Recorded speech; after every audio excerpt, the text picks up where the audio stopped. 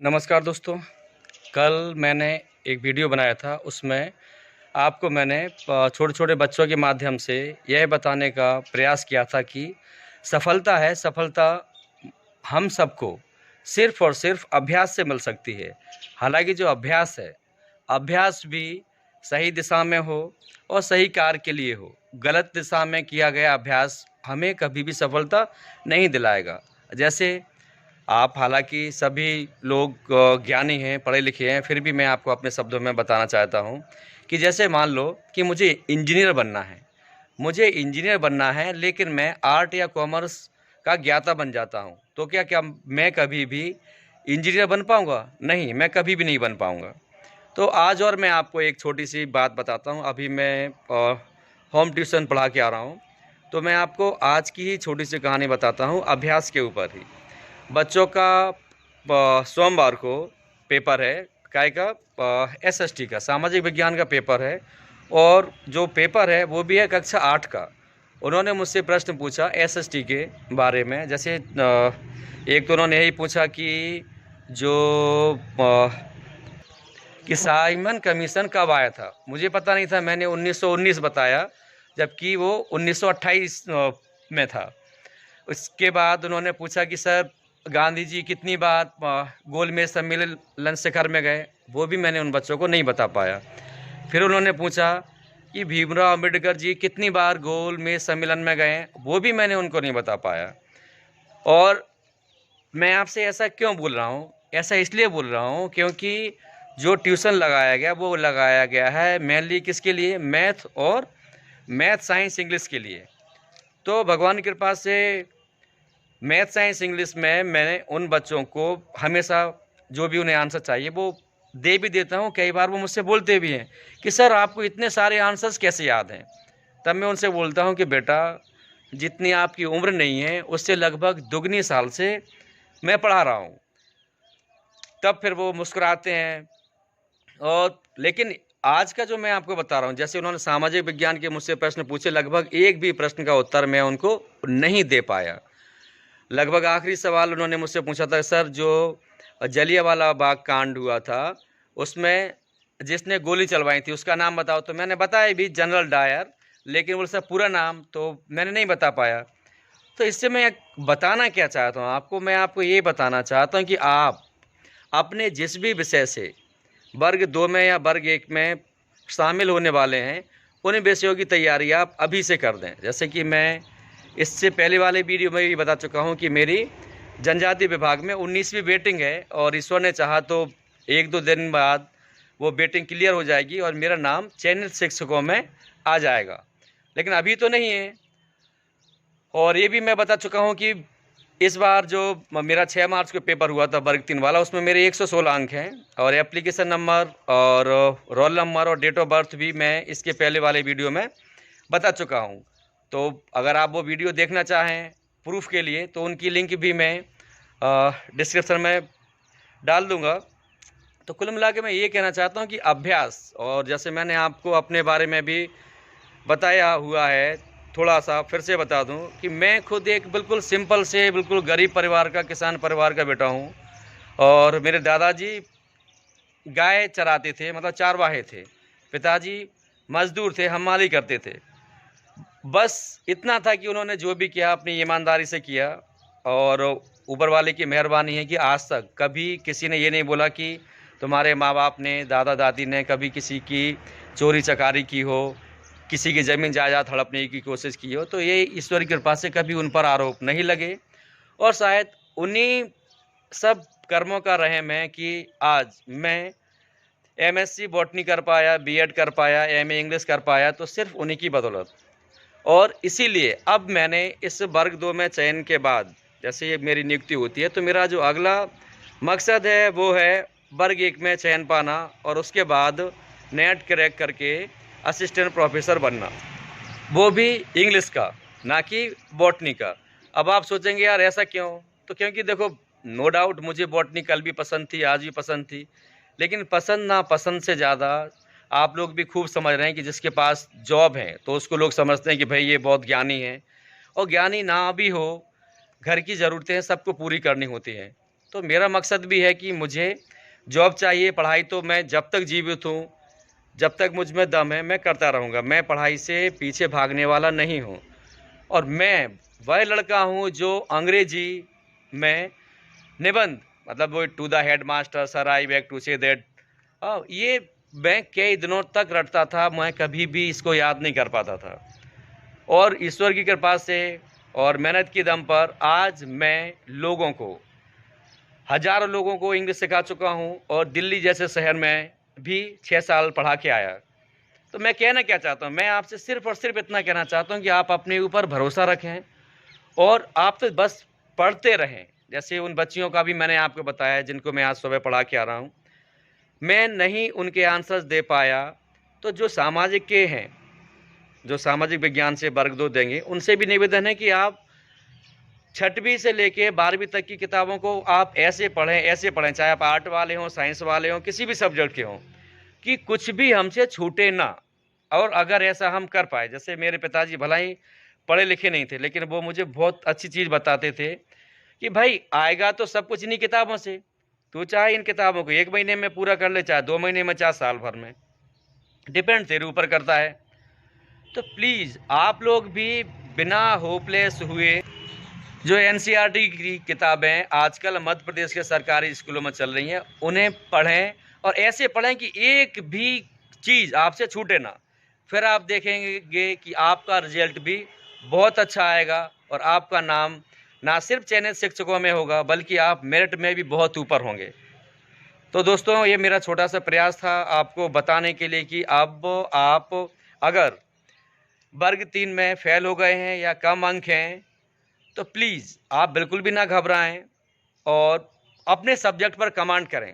ऐसा नहीं कि मतलब सिर्फ और सिर्फ सिलेक्शन पाने के लिए, और वो जो सब्जेक्ट हैं, वो सब्जेक्ट ही आपको सफलता दिलाएंगे। देखिए, आज मैं बार बार लोगों से कहता हूँ कि मुझे जो कुछ भी हासिल हुआ, इतनी गरीबी से बाहर निकल के मैं यहाँ तक आ पाया और अपने परिवार को आगे बढ़ा पाया, उनको, सब भाई बहनों को पढ़ा लिखा पाया, तो सिर्फ और सिर्फ शिक्षा की वजह से। तो आप सबसे भी मैं निवेदन करना चाहूँगा कि आप पढ़ाई से बिल्कुल ना डरें।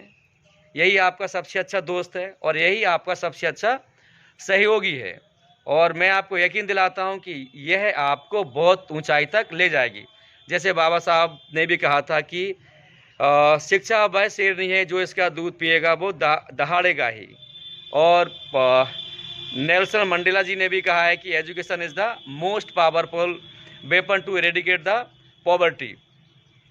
और ऐसे ही डॉक्टर एपीजे अब्दुल कलाम आज़ाद जी ने भी कहा है कि फेल, FAIL।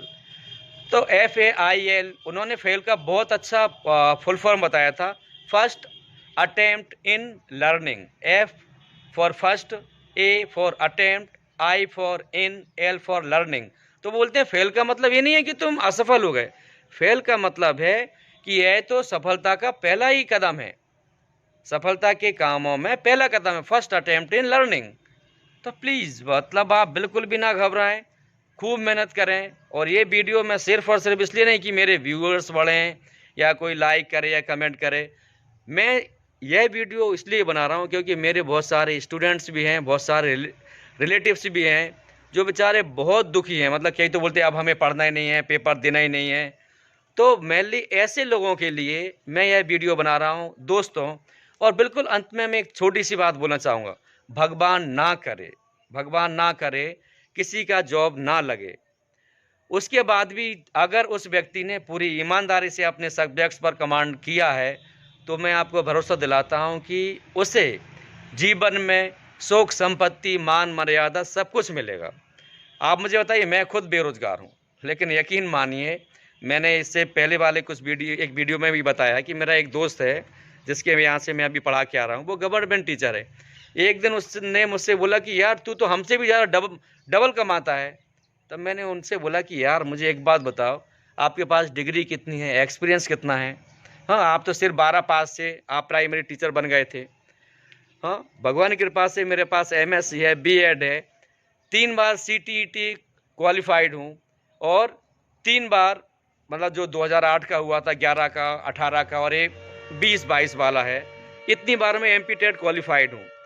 वो बात अलग है कि जॉब करने की इच्छा थी नहीं, तो मैंने ज्वाइन जानबूझ से किया नहीं। वो भी मैं आपको पहले बता चुका हूँ कि 2008 में मेरे वर्ग 3 में थे 158.84 अंक और वर्ग 2 में थे बायो ग्रुप से 132 अंक। मिल रही थी ज्वाइनिंग, लेकिन नहीं किया क्योंकि मैं पढ़ना चाहता था और मैं उतने पैसों में अपने भाई बहनों को सभी को नहीं पढ़ा लिखा सकता था। उस समय कितना मिलता था वर्ग 3 में 2500, वर्ग 2 में 3500, जबकि ईश्वर की कृपा से मैं आज से 10-12 साल पहले भी आराम से 40 से लेकर 50,000 रुपये पर मंथ कमाता था अपने घर पर, अपने गांव में। तो फिर भाई मैं 2,500-3,000 रुपये का जॉब क्यों करता। और अब चूंकि सब भाई बहन पढ़ लिख चुके हैं, सब सेटल हो चुके हैं, इसलिए अब मैं ये जॉब ज्वाइन करने जा रहा हूँ। और हालांकि पढ़ाई मैं यहीं पर बंद नहीं कर रहा हूँ, जैसे मैंने आपको बताया कि अब अपना अगला लक्ष्य है वर्ग 1 इंग्लिश से क्वालिफाई करना और नेट क्रैक करके असिस्टेंट प्रोफेसर फिर प्रोफेसर बनना।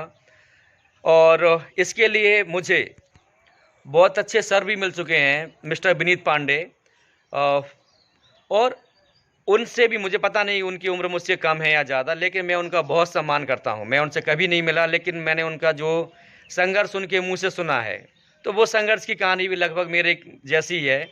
और आज के समय में मैं उन्हें गुरु मानता हूँ, लगभग वैसा ही जैसे द्रोणाचार्य को एकलव्य ने माना था। क्योंकि ना तो मैंने, हालांकि एकलव्य ने तो द्रोणाचार्य को देखा भी था, मैंने तो उनको देखा भी नहीं है, सिर्फ वीडियोज़ पर ही देखा है मैंने उनको। और मैं उनका ही जो वीडियो कोर्स है वो ख़रीद के नेट की तैयारी करने वाला हूं और मुझे पूरा भरोसा है कि मैं कामयाब होने वाला हूं। जैसे मैं आपको अभी रिसेंट की बात और बताता हूं, जब मैं एमए इंग्लिश 3rd सेम के पेपर देने गया कॉलेज में, तो मैं अपनी तारीफ़ के लिए नहीं बोल रहा हूं, मैं सिर्फ आपको बता रहा हूं कि वह बच्चा जो कभी इंग्लिश के डर से नवोदय में कक्षा 7 में भाग आया था कि यार यहाँ पर तो लगभग सारी पढ़ाई, पूरी की पूरी पढ़ाई इंग्लिश में हो रही है, मैं कैसे करूँगा, जबकि मैं तो अपने गांव में टॉपर था। तो मैं नवोदय छोड़ के भाग आया था। वो बात अलग है कि मेरे पापा ने खूब मेरी धुलाई की और वापस मुझे नवोदय भेजा। और आज मैं उनको बार बार, मतलब हर साल मैं उनको थैंक्स बोलता हूँ कि अगर मेरे पापा उस दिन मुझे वो डंडे ना लगाते और घर पर रख लेते तो शायद मेरा जीवन चौपट हो जाता। तो कभी-कभी जैसे मैं अपने छात्रों को कभी-कभी कुछ पनिशमेंट देता हूँ, थोड़ा बहुत, ताकि उनका भला हो सके।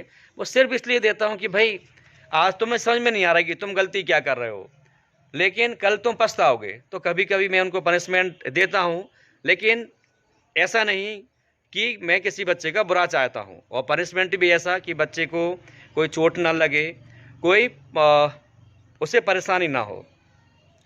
तो आप लोग भी बिल्कुल ना डरें, प्लीज़ आप करते रहें। हाँ, जो एग्ज़ाम वाली बात मैं बताता हूँ, आप सबको पता है कि कोरोना की वजह से किसी को पता नहीं था कि एग्ज़ाम होंगे कि ना होंगे। जैसे हमारे वर्ग 3 के साथ भी यही हुआ। बहुत सारे लोगों के कम नंबर आने के या फेल होने का यही सबसे बड़ा रीज़न है कि कोई श्योर नहीं था कि पेपर होगा या नहीं। तो ऐसी ही कहानी हमारे एमए इंग्लिश 3rd सेम के पेपर्स की भी थी। लास्ट टाइम तक हम ये सोच रहे थे यार ये ओपन टेक्स्ट बुक वाला हो जाए एग्ज़ाम तो अच्छा है, लेकिन वो नहीं हुआ। सब पेपर देने गए, जल्दी-जल्दी में पढ़ाई की। और मैं फिर कह रहा हूँ, मैं अपनी आत्म प्रशंसा के लिए ये शब्द नहीं बोल रहा हूँ, मैं सिर्फ इसलिए बोल रहा हूँ कि अगर आप निरंतर पढ़ते रहते हैं, धीरे-धीरे ही सही, थोड़ा-थोड़ा ही सही, तो आपको कामयाबी ज़रूर मिलती है। तो जब हम पेपर देने गए, पहला ही पेपर था, तो जो इन्विजिलेटर मैडम थी, उन्होंने लगभग पौने 3 घंटे बाद बोला कि और तो सारे के सारे मुर्गे हैं, सब बैठे हैं, कोई कुछ नहीं लिख रहा है, पढ़ के तो सिर्फ एक ही आया है। हालांकि मैं आपको इतना बता दूं, मैंने उन मैडम को थैंक्स भी इसलिए नहीं बोल पाया क्योंकि मैं लिखने में बिजी था। लेकिन आप मुझे बताओ कि एक चारवाहे का पोता, एक हम्माल का बेटा, और मेरी माँ आज भी सब्जी बेचती है। हालांकि मैंने उनसे बोला भी है कि मम्मी आप मत बेचा करो, मैं आपको पैसे दिया करूँगा, आप घर पर बैठो। बोलती है नहीं, जब तक मेरे हाथ पैर चल रहे हैं मैं अपना काम करूँगी, क्योंकि मैंने तुम्हें पाला है, तुमने मुझे थोड़ी पाला है। तो उनकी ये बात भी मुझे अच्छी लगती है।